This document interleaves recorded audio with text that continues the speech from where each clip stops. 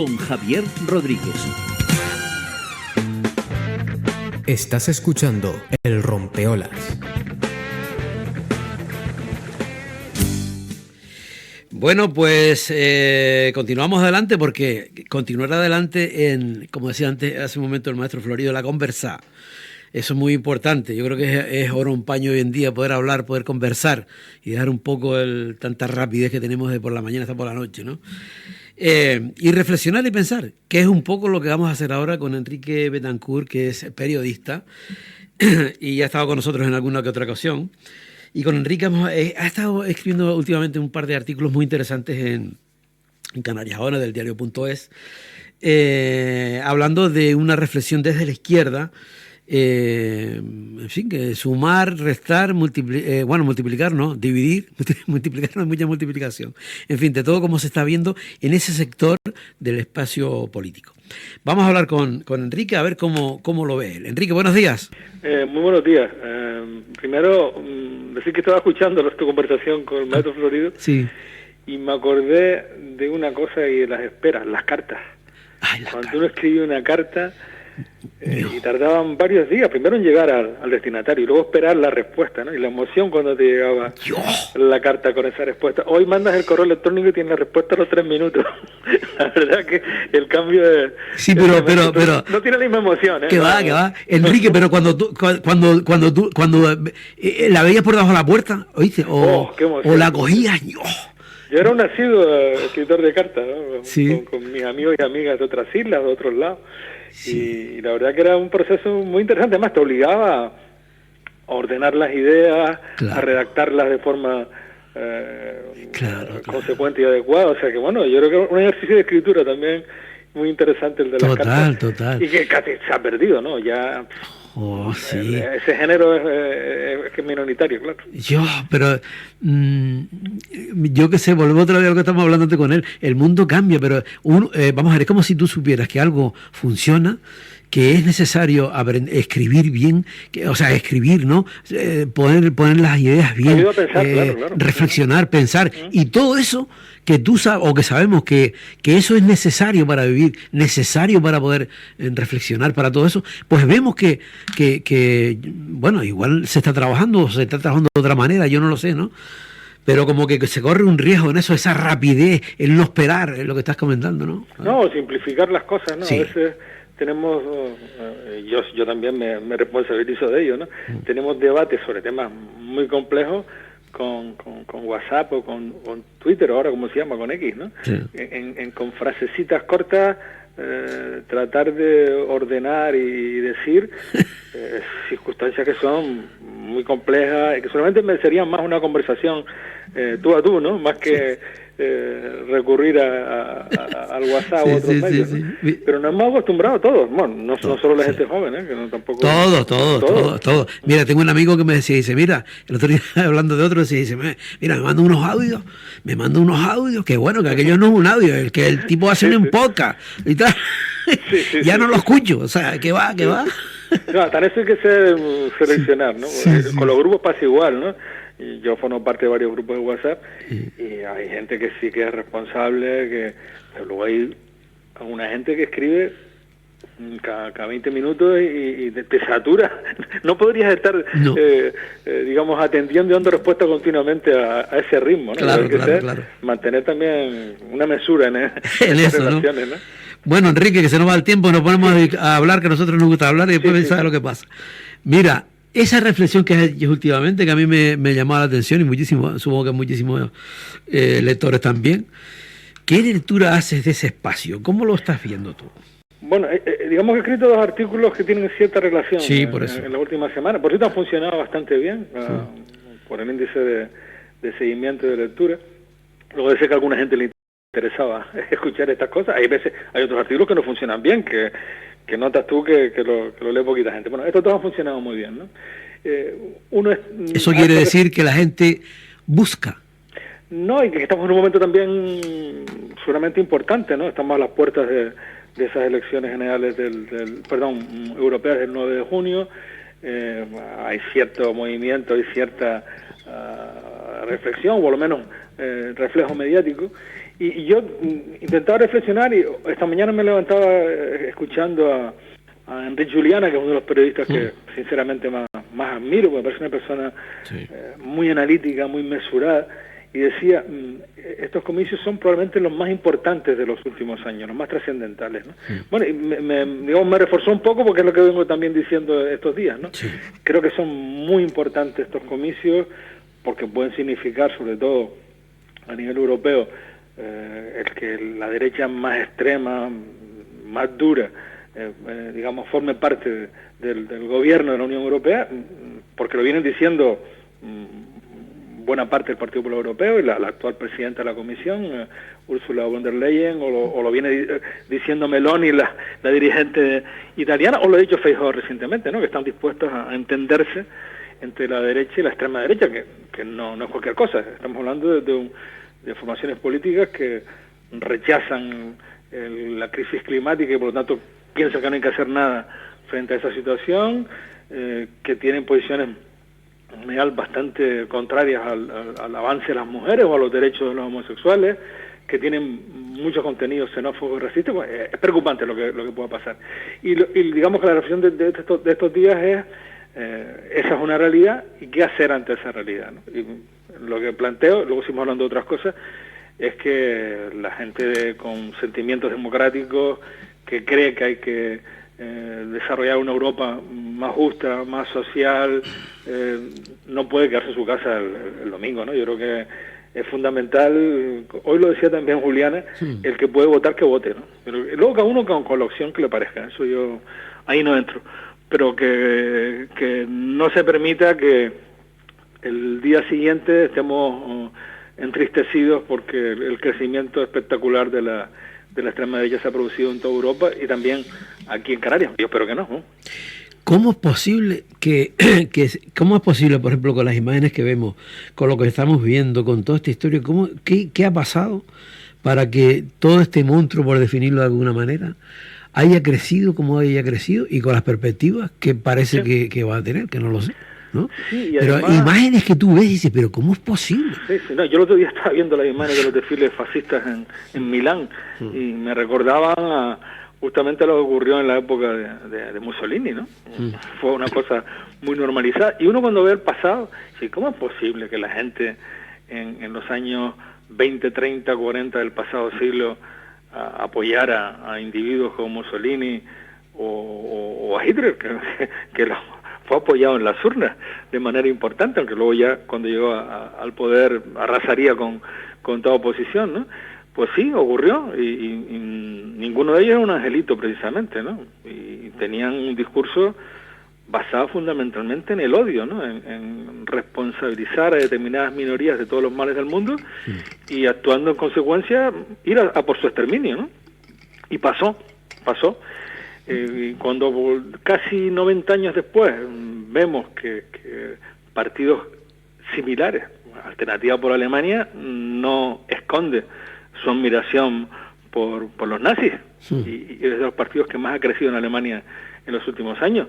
La propia primera ministra italiana, la señora Meloni, se declara admiradora de Mussolini y su partido, los Hermanos de Italia. Ganaron las elecciones, por cierto. Está presidiendo o está dirigiendo Italia, ¿no? Parece que como la humanidad es capaz de cíclicamente cometer los mismos errores. Solamente tiene que ver con elementos de todo tipo, de sección con la democracia, la situación que han dejado las dos crisis, especialmente la de 2008, empobrecimiento de la gente, falta de acceso a la vivienda en muchos países europeos, desempleo, facilidad en ver el enemigo en que no lo es, como pasa con los fenómenos migratorios. Aquí yo creo que se produce más una contradicción enorme, ¿no? Vemos que hay un rechazo, especialmente por parte de la extrema derecha, a la migración, y en cambio analizamos los datos económicos, los datos de empleo y las proyecciones que hacen los propios expertos económicos en toda Europa, y reconocen que o entran en los próximos años en la Unión Europea 10, 15, 20 millones de inmigrantes, o la maquinaria económica se paraliza, porque no hay sustitución para las personas que actualmente están trabajando, ni se garantizarían tampoco las pensiones de nuestra gente mayor. O sea que la migración es esencial para la economía europea, y sin embargo hay una especie de odio al que viene de fuera, que te quita, vienen a ocupar generalmente los peores puestos de trabajo, los empleos más precarios, los vinculados también con el mundo de los cuidados. Pero bueno, parece que eso es un caldo de cultivo que alimenta algunas cosas, y lo ve uno, especialmente en las redes sociales, la capacidad enorme de circulación de ideas de odio, ¿no? Es terrible, pero es una realidad sobre lo que hay que actuar, ¿no? Pero eso, por ejemplo, está comentando el miedo, el odio, los medios, todas estas cosas unidas que empiezan, porque realmente es un tsunami que empieza y abarca ya lo que es todo el mundo, ¿no? Sí. No se supo reaccionar, no. o cómo, con toda la crisis que había, metiendo odio por medio, al final convertías a tu amigo, en tu enemigo. O sea, es que es una cosa, ¿no? Pero ¿Cómo se hizo todo eso? De cómo somos, ¿no? Yo tuve la oportunidad en la etapa pre-Brexit de estar en Londres en alguna ocasión, porque mi hijo estaba estudiando ahí. Y recuerdo tener conversaciones con personas inmigrantes de distinta procedencia, la mayoría latinoamericana, y les preguntaba qué pensaban del Brexit, ¿no? Y me decían, muy bien, para que no venga más gente. Y yo les decía, oye, ¿y usted? ¿Usted cuándo vino? No, hace 3 años. Yo sí, yo ya estoy aquí, pero que no vengan más. Me resultó tremendo, ¿no? Como cuando pasas la orilla, ya prefieres que no pase la orilla a nadie más, ¿no? Claro, es el migrante mata al propio, o sea, no lo ayudaría, lo más ¿no? contrario al tema, ¿no? Sí. ¿Y tú no crees, Enrique, que eso de alguna manera, no, yo no te estoy diciendo que llega en ese grado, pero que de alguna manera ha pasado también aquí con la gente que ha tenido esa oportunidad o ha salido y luego se convierten en casi que enemigos de eso? Hombre, aquí, a ver quién no tiene una experiencia en su familia. Yo las tengo, desde luego. Yo también. Mi abuelo estuvo en Cuba, tengo familia en Argentina, tengo familia en Venezuela, que salieron de aquí, especialmente por mi vinculación, lo conozco más sobre la isla de Lanzarote, porque aquí no había oportunidad ninguna, y se fueron con lo opuesto. Y allá les fue bien a algunos, a otros no tan bien, pero pudieron desarrollar sus vidas, tener sus familias, tener sus empleos. Somos un pueblo que tradicionalmente ha tenido que emigrar. Claro, pero ¿y la gente que ha vuelto, por ejemplo, la gente que ha vuelto? Tiene un poco de memoria, sobre todo, Javier. No hay mucha memoria, creo, es lo que te quiero decir. ¿No? Hay poca memoria. Hay poca memoria, exacto. Bueno, y como te decía al principio, luego eso lo he unido con otros factores, porque como recientemente se publicó una encuesta sobre la intención de voto, aprovechando el Día de Canarias, y que se ha producido un año, digamos, de las últimas elecciones autonómicas de mayo de 2023, y analicé un poco cómo queda ese espacio, digamos, a la izquierda del PSOE, donde son una especie de especialistas en la fragmentación, ¿no? Si había hace un par de años un par de organizaciones, ahora hay 3 o 4, ¿no? Y como eso luego se traduce en las expectativas electorales, y apuntan a un fracaso, ¿no? Pero y a veces lo vinculo, y lo comenté creo que en el primero de los artículos, con una película que me sorprendió mucho cuando la vi en el año 79-80, que se llama La vida de Brian, que hace una crítica feroz a esos comportamientos sectarios de la izquierda, y que desgraciadamente pues muchos años después sigue siendo parecido al comportamiento que se sigue produciendo, de fragmentación, de ver en el más cercano al enemigo, y que casi no van, ¿no? Eso es un poco sí, el enemigo está en la mesa. O sea, lo que está claro, por ejemplo, si analizando desde que estamos nosotros, de la conversación que tenemos, nosotros estamos hablando de un tsunami que viene, que no sé qué, ¿sabes? Eso. Sí. Pero ante ese tsunami, pues aquí no vemos el tsunami. No, y peor, he visto gente presuntamente progresista ante el tsunami decir que hay que votar nulo el día 9, ¿no? Digo, bueno, sí, una situación que la gente que tiene un poco de análisis, que mira la realidad, le preocupa, porque puede suponer recorte de libertades y derechos, retrocesos por supuesto en la cohesión social y en digamos en el apoyo a los más vulnerables, que haya gente que plantea la frivolidad de ir a las urnas y meter una papeleta, por ejemplo alguno con el 20 de abril, como protesta por la situación Es que no, ecológica, es que no hay una conciencia de lo que viene. Y que está me claro, parece ¿no? que es una frivolidad, pero bueno, cada uno tiene que aguantar su vela. Y analizando políticamente el tema, ¿cómo ves tú, por ejemplo? Tú estabas comentando, dice, la fragmentación brutal, ¿no?, que hay con respecto a eso. Pues entonces, a mí me parece que ante ese tsunami que estamos comentando, entre comillas, pues fracturarnos cada vez más, pues yo creo que no ayuda mucho, ¿no? Sería la muerte de todos, claro. Sí, bueno, incluso pudo ser peor, porque recuerdo que hubo algunas divergencias dentro de algún grupo y se planteó la posibilidad de que hubiera una lista alternativa más en ese ámbito, en esta europea, ¿no? Que lo que ya sería una especie de disparate en mayúsculas. Pero bueno, es lo que tenemos y es lo que hay que tirar hacia adelante, ¿no? A veces uno hace llamadas, eso, tal vez porque por la experiencia y por haber vivido, pues prácticamente he seguido muy de cerca todos estos temas desde las primeras elecciones democráticas en el 77 hasta hoy, ¿no? Y he visto de todo, ¿no? Y lo curioso es que han pasado 4 décadas y algo desde el comienzo y algunos comportamientos que se dan al principio que, vistos con el tiempo, uno piensa, digo, ¿cómo se puede ser tan cerrados de mollera y poner por delante siempre lo que diferencia frente a lo que te une, que seguramente es más, ¿no? Claro, claro. Que se sigan produciendo hoy, ¿no? Y digo, bueno, no aprendemos ni a palos, ¿no? No hay forma. No.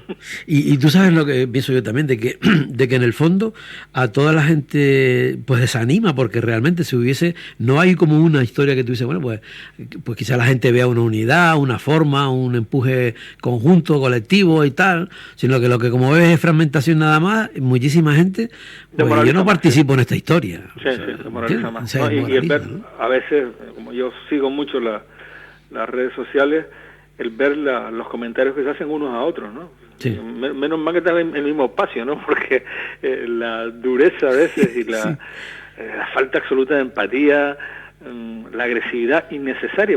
Yo cada vez lo tengo más claro. Yo entiendo el mundo de la actividad política o los movimientos sociales y demás desde las ideas. Yo creo que debemos defender nuestras ideas con pasión, con firmeza, pero nunca con agresividad hacia los otros, con falta de respeto, con incluso difamaciones personales, que a veces también sucede, y en estos tiempos hemos tenido muchos ejemplos. Parece que esa es ese clima, además del insulto como forma de relacionarse entre posiciones políticas distintas, lo que genera justamente lo que estabas diciendo, mucha más desafección, que la gente piense que todo es un desastre, que se incrementen los niveles de desánimo y de abstención, y todo eso lo que hace al final es debilitar a la democracia y facilitar que aparezcan salvapatrias, como ocurrió en el pasado, no puede ocurrir hoy, ¿no? Salvapatrias autoritarios, como hemos visto en la Unión Europea, que hay unos cuantos, y en América Latina, que hay también unos cuantos recientes también muy peligrosos, ¿no? Es verdad, totalmente. Yo es que, no sé, a veces me llevo la mano en la cabeza a pensar cómo es posible, no sé. Y es que, por ejemplo, que mucha gente, eso es lo que estamos comentando antes, ¿no? Que mucha gente no quiere participar en esa historia.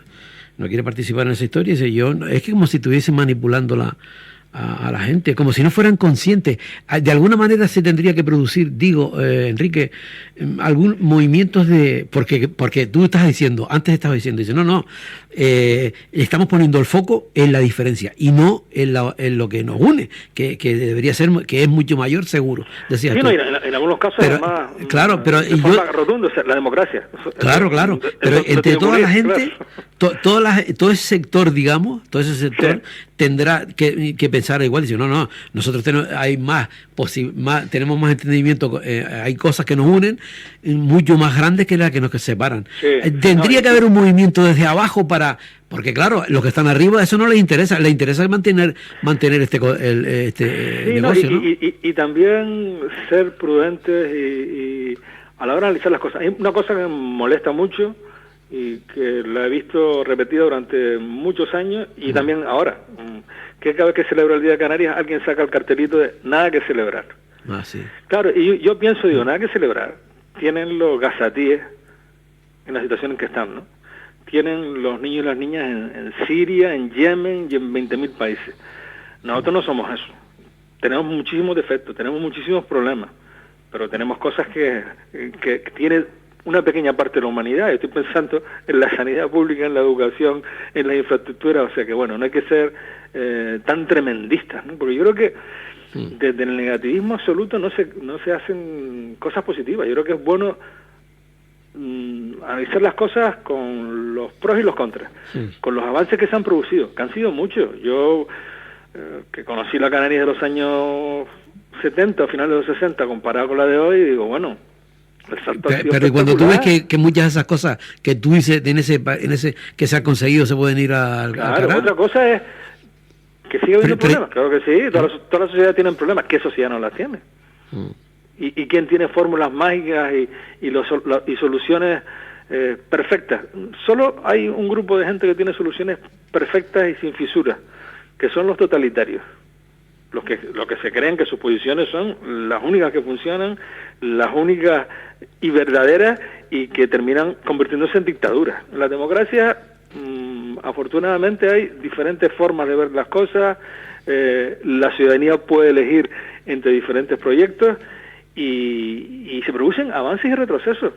Como hay momentos en que, digamos, los movimientos sociales, la sociedad logra superar trabas del pasado, logra que colectivos que estaban marginados pues puedan integrarse plenamente, y luego hay momentos en que tienen mayor predominancia ideologías mucho más ultraconservadoras y se producen retrocesos.